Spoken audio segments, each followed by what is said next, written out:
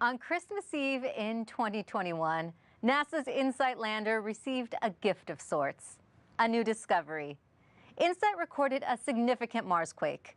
That's what we call quakes on Mars. But scientists learned only later the cause of that shaking, because the Mars Reconnaissance Orbiter, also known as MRO, was able to see from space what the lander detected. I'm Raquel Villanueva, and I'm your host today here at NASA's Jet Propulsion Laboratory in Southern California.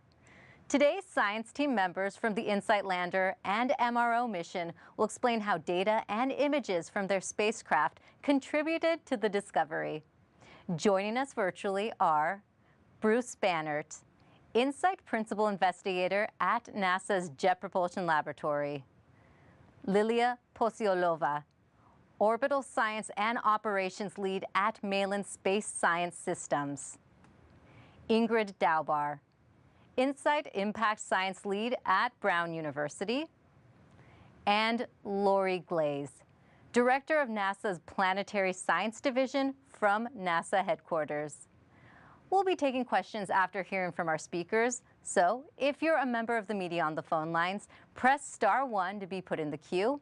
And if you're on social media, use the hashtag AskNASA. I'll now hand it over to Bruce. Hi, everyone. I'm Bruce Bannert. I'm the Principal Investigator of the InSight mission. I'm speaking to you here today from Lockheed Martin Space, where the Spacecraft Operations Center is located. InSight has been on the surface of Mars since November of 2018, listening with its seismometer and various other instruments, weather instruments and so forth, to what the goings-on on Mars. And we're here today to talk about a new discovery that we're really excited about in terms of the first time that impact's actually been observed as it happened by a seismometer, and then observed also from space by the orbital cameras. Before we get into that, though, I'd like to tell you a little bit about the spacecraft status on Mars. Can we have the first image, please? As you probably know, as InSight's been sitting on the surface of Mars for the last 4 years, it's been collecting a lot of dust on its solar panels. This is a picture of the solar panels a couple of months ago, and you can see that it's really, really dusty, and that's cut down our solar power. And we've been sort of cutting back on the operations of the spacecraft as that's happened in order to squeeze out as much science data as we can. About a month ago, we got an additional challenge to the spacecraft. If I could have the next image. This is a global mosaic of Mars. It was taken over the course of a day, and it shows a large dust storm in the southern hemisphere that started kicking up about a month ago. If you go to the next image, we can see the dust storm shown in the orange, so you can see where it is. Fortunately, that dust storm did not move over InSight itself. InSight is over on the right side of this image, one of those spots on the right side of the image. And so that was really fortunate, because if it had passed over the spacecraft, it would have darkened the solar panels, and we probably would have lost the spacecraft. But unfortunately, since this is such a large dust storm, it's actually put a lot of dust up into the atmosphere, and it has cut down the amount of sunlight reaching the solar panels by quite a bit. We went from about 400 watt-hours per sol, which is the units that we measure the spacecraft power in, down to less than 300. We had to shut off the seismometer for a few weeks.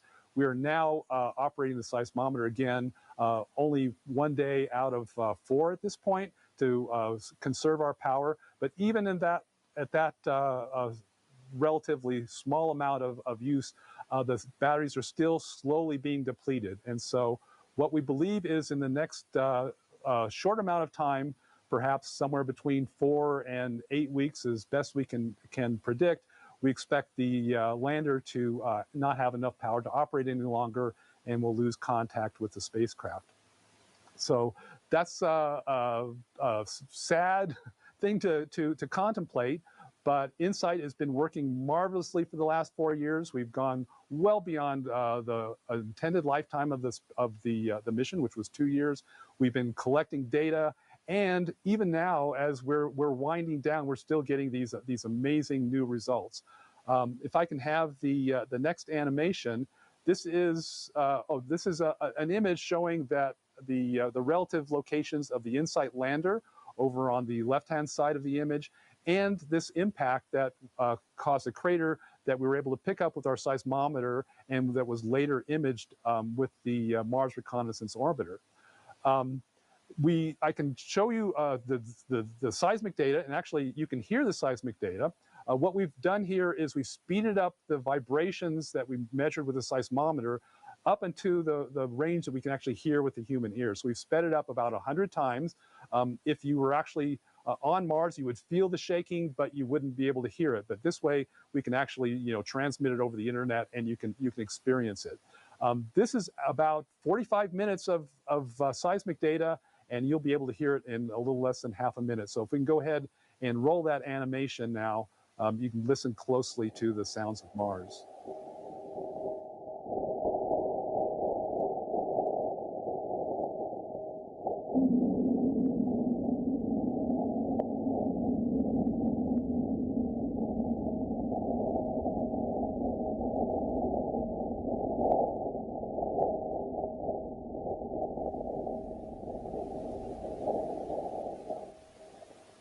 And what you've experienced there is the first bulge, and you can see in the image, was the P wave coming in, the first wave that comes from any seismic event, and then the big bulge there is the S wave, and then buried in that is actually the surface wave, which is one of the real interesting findings from this new event, and we'll be talking about that a little bit more later.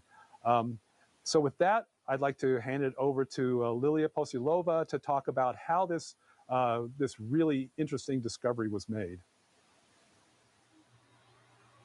Hello, everybody. My name is Lilia Posilova, and I work at Malin Space Science Systems. We design, build, and operate cameras on spacecraft. May I have my first image, please? I oversee operations of CTX, Context, and MARSI, Mars Color Imager, on board of MRO, Mars Reconnaissance Orbiter spacecraft. In December of last year, a meteoroid struck Mars and created the largest fresh impact crater we have observed in 16 years of MRO mission. May I have my next image, please? When we first saw this image, we were extremely excited. This was nothing like we've seen before. It took entire view of the CTX image. It's a 30 kilometers width, and even we needed to take 2 more images on the sides to capture the entire protuberance area. We do see regularly small craters with in our CTX field of view. And how do we do it? We acquire CTX images based on our various scientific objectives, and we inspect them for any changes. And typically what we see, it will be like a little smudge. And then we compare to all the available previously data sets to confirm that it is fresh or not fresh crater. And typically they are on the size of up to 20 feet, small craters. And time constraint, we can do few years, maybe occasionally down to 1 year. The protuberance that this impactor created was so large, then we thought maybe we could see it in our other camera view. It's our, may I have my next image, please? It's our low resolution weather camera, but it takes daily global images of Mars. On the right, you see a feature that created by this impactor. And to see that strong of a signal in that camera view, it's huge, very rare. We were able to time constrain this impact down to about a day, slightly over 24 hours. And then I recall that InSight reported back in December that they recorded this large seismic event on Christmas Eve. When we compare seismic epicenter with location that we pinpointed from the orbit and the time, we were able to match this large seismic event to our large impact crater. This is by far the largest jointly observed crater recorded seismically and observed from the image, from the orbit. May I have my next slide, please? As bolide travel through the Mars atmosphere, it creates a muck cone. And as a result of it, you see dust perturb on the left of the crater. A lot happens as the meteoroid strikes Mars. Rock gets fractured. There is atmospheric blast. Ejecta gets thrown out. Crater gets excavated. And effect of that dynamic all got preserved in the Martian surface, and we captured it in our CTX image. We see the crater itself at about 150 meters in diameter. We see bright patches of ice. This is most equatorward ice we've seen on Mars. The ability to tell what happened when and what activity occurred, along with the largest impact crater, are two huge discoveries and demonstrates the value, increased value that joint work of two missions brings. And I will turn to Ingrid to look at more details of the impact itself. Thanks, Lilia. My name is Ingrid Daubar. I'm on the team for the HiRISE camera, which is another camera orbiting Mars on MRO. If I can have the first visual, please. HiRISE is a high-resolution color stereo camera that lets us see things as small as a desk on Mars. I also help lead the Impacts Working Group on the InSight mission. HiRISE and CTX have been showing us new craters, as Lilia said, forming on Mars for a while now. So we were hopeful we could detect some of these with the InSight mission. We want to study impacts with InSight because they can tell us not just about the craters themselves and the cratering process, but also about the interior and the atmosphere of Mars. Sources with a known location and size can help calibrate all of the other data we've gotten from InSight, all those quakes where we don't know the exact epicenter. After 3 years of listening, we thought impacts probably have to be either very close to the lander or very large to be detected seismically. We recently found 4 small impacts close to InSight, but we never thought we'd see anything this big. So we were super excited to hear about this discovery by Lilia and her team and have the chance to study it in more detail with HiRISE. Could I have the next image, please? From this HiRISE image, it was immediately clear that this is the biggest new crater we'd ever seen. It's about 500 feet wide, about 2 city blocks across. And even though meteoroids are hitting the planet all the time, this crater is more than 10 times larger than the typical new craters we see forming on Mars. We thought a crater this size might form somewhere on the planet once every few decades, maybe once a generation. So it was very exciting to be able to witness this event. And to be lucky enough to it happened while InSight was recording seismic data, that was a real scientific gift. For comparison, the Mars quake this crater caused was a magnitude 4 quake, which on Earth is big enough to be felt, but not big enough to cause a ton of damage. About 1,000 or so quakes of this size happen on the Earth every year, but Mars is less tectonically active than the Earth, so for Mars, this was a pretty big one. Can I have the video, please? Most exciting of all, we saw clearly in the high-resolution images that a whole lot of water ice had been exposed by this impact. You can see in this flyover video of the 3D data boulder-sized chunks of ice in the crater's ejecta, as well as splotches of ice thrown across the landscape outside the crater. This was surprising because this is the warmest spot on Mars, the closest to the equator we've ever seen water ice. So scientists are going to be able to use this to constrain the past climate conditions on Mars, when and how this ice was deposited, buried, and preserved up until now. This is a huge opportunity to study a really large impact event from both the orbit and the ground, a reminder of how privileged we are to have multiple missions studying Mars at the same time. It's been really exciting and fruitful to be part of these 2 projects working together. And now I'll hand it over to Lori Glaze. Thank you so much, Ingrid. So InSight, what an amazingly successful mission where we've learned so much about Mars's crust, the interior, and more. As you heard from Bruce, sadly, we're likely nearing the end of the InSight mission, but what an awesome capstone science result to end on. I mean, literally going out with a bang. The observation of the December 24 impact by the InSight seismometer, as well as the orbital imaging, is really exciting, not just for gathering important new information that will refine our understanding of the crustal structure, but for other really important science as well. As you heard, it's the largest impact crater seen on Mars since we've been observing and watching. Asteroids are found throughout the solar system, and they play a really important role in planetary surface processes. So these observations are going to help contribute to that knowledge. To give a little context on this particular asteroid, the expected size range of the object that created the crater was likely between about 5 and 12 meters across. And asteroids of that size actually enter Earth's atmosphere on the order of about once a year. We see those pretty regularly. But because Earth has a thicker atmosphere, asteroids of this size burn up and are generally pretty harmless. If I could have the first graphic, please. I just want to speak for a moment about the importance of the discovery of ice, just below the surface. This is really an exciting result. We know, of course, that there's water ice near the poles on Mars, but in planning for future human exploration of Mars, we'd want to land the astronauts as near to the equator as possible, and having access to ice at these lower latitudes, that ice could be converted into water, oxygen, or hydrogen. That could be really useful. If I could have the second graphic, please. So let's just go back to where Bruce started. You've heard that the power production on InSight has been dropping. That the mission will likely end sometime in the coming 4 to 8 weeks, in the next couple of months. This mission has been a really big success in the 4 years it's been operating.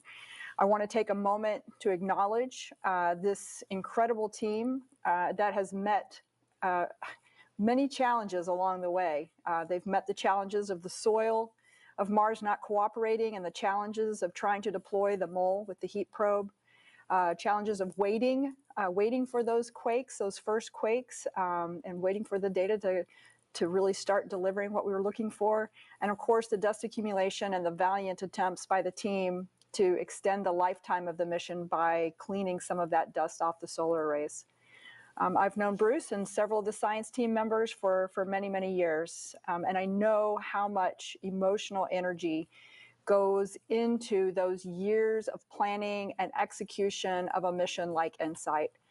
And I know it's going to be hard for the team and for all of us to say goodbye, but I just want to say I couldn't be prouder of all this team has accomplished. I want to close by saying thank you to Bruce and the entire team for all they've done to advance our understanding of Mars. And with that, we'll go back to Raquel. Great, thank you so much, Lori. Now we'll move it on to Q&A. So if you're a member of the media on the phone lines, you can press *1 to get put in the queue. And for social media, you can use the hashtag #AskNASA. And we do have some social media questions coming in. First off, Mrs. Whiskers1 on Twitter asks, has there been anything that surprised you? And Bruce, I think she is talking about InSight in general. Well, there's been a lot of things that surprised us, actually. It would have been a pretty boring mission if we didn't get surprised. We were surprised at first by how quiet Mars seemed to be in terms of seismic activity. It was 3 months before we actually even saw an earthquake, and that was my fingernails were getting pretty short by the end of those 3 months because we were really depending on getting Mars quakes. Once we started getting Mars quakes, we realized that what we'd done is we'd landed in the windy part of the year, and so all the Mars quakes were getting covered up by the wind, and so that was a big relief. The next big surprise was the issues with the mole. We were surprised by the properties of the Martian soil. It was unlike the properties of the soil that we had seen previously at the Viking landing sites, at Spirit and Opportunity and Curiosity. InSight landed in a spot where the soil was a little bit different than what we expected, and that made it impossible for our mole to penetrate. So that was an unpleasant surprise, but scientifically it was actually very interesting because that showed that Mars was a lot more varied than we had thought before. Finally, some of the results from our seismic experiment, the results of the deep interior, surprised us. The core appears to be quite a bit larger than we had imagined. We thought it was going to be about 1,700 kilometers or so, and it was actually over 1,800 kilometers in radius. And that has some really important implications for the evolution of the planet Mars itself. And so that's a big surprise, one that we haven't actually been able to incorporate into our theories yet. And so this impact was sort of the latest in a long series of surprises that we've had over the mission. Thanks. You summed it up well. Mars is full of surprises. Thank you, Bruce. Now, we do have a caller on the line, and if you could please direct your question to one of the speakers. We have Megan Bartels from space.com. Hi there. Can you hear me okay? Yes, we can.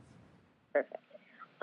Thanks for taking my question. I was hoping, Bruce, if you could go into a little more detail about the significance of detecting surface waves for the first time, and then sort of how to use that information to better understand the crust. Yeah, I would love to do that. I mean, this is surface waves were something that we had anticipated using in our data analysis from the very beginning of our planning. We thought we were going to use surface waves to locate quakes, use the surface waves to probe the structure of the crust, the upper few tens of kilometers of the planet.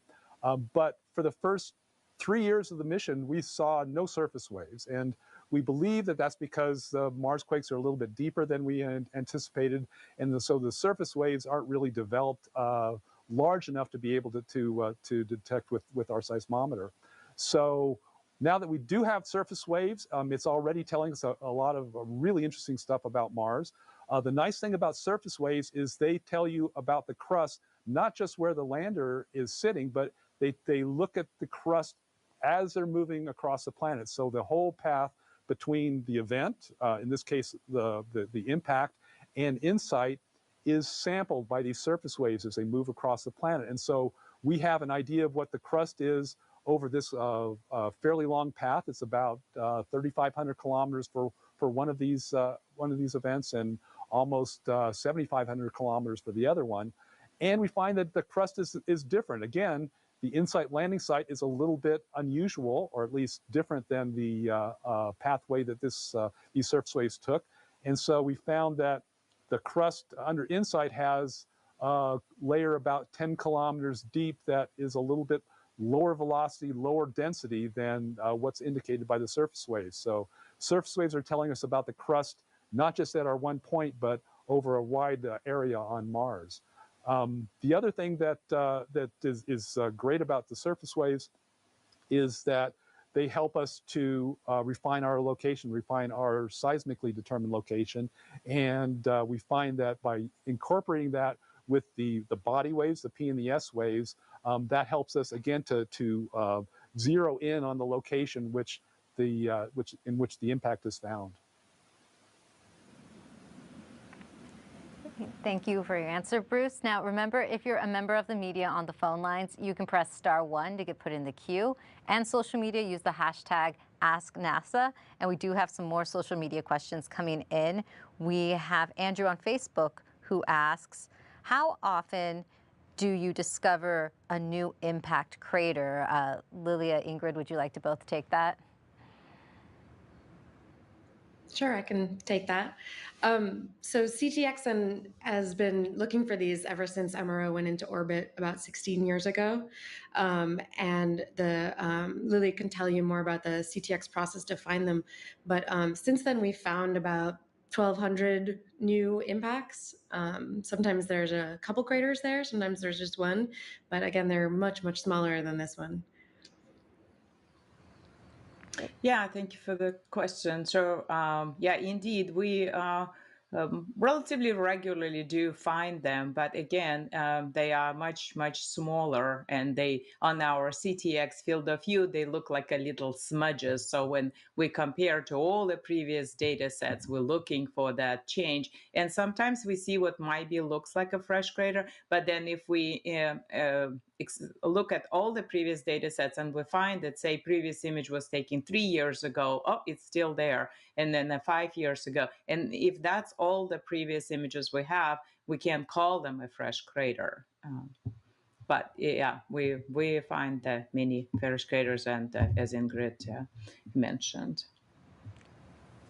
Great, thank you. And we have another caller on the line, Mark Carreau from Aviation Week and Space Technology. Thank you, and I apologize if you already answered this, but what was the distance, or what is the distance between InSight and the impact crater?